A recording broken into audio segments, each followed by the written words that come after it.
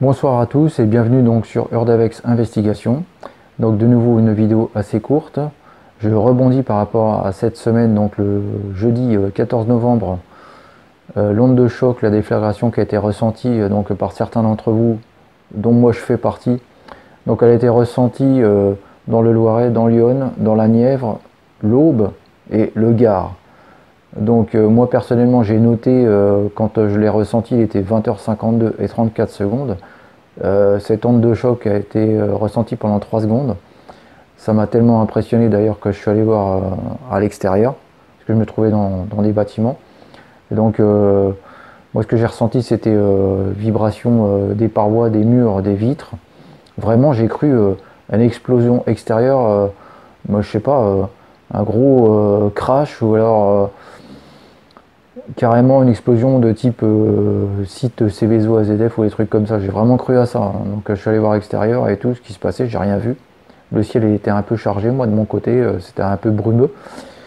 Par contre, le lendemain, j'ai su par des personnes de Lyon, alors des témoins sérieux, hein, des personnes sérieuses qui ont vu à 20h donc une lueur verte bleutée. Donc à 20h, soit 52 minutes avant l'onde de choc. Donc on a su par la suite que c'était 2 rafales qui étaient en exercice et qui sont entrées à la base de Saint-Dizier. Donc voilà. Saint-Dizier c'est au-dessus de Troyes. Voilà.